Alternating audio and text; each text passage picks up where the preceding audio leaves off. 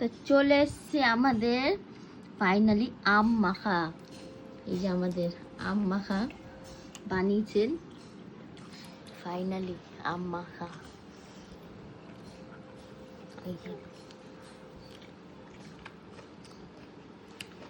এটা খাও, কি টক বলো, হেভি লাগছে খেতে, ভালো লাগছে, খুব সুন্দর লাগছে, কিন্তু খুব টক, ভীষণ টক। কেন তোমার টক লাগছে না? কিন্তু খেতে কিন্তু সেই মজা লাগছে। গন্ধরাজ লেবু দিয়েছি, তাই জন্যেই গন্ধরাজ লেবুর গন্ধ বেরোচ্ছে। এই যে লঙ্কা, এই যে লঙ্কা।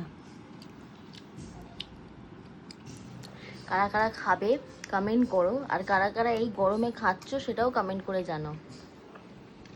কি তাই তো? দারুণ হয়েছে। অবশ্যই কমেন্ট করো।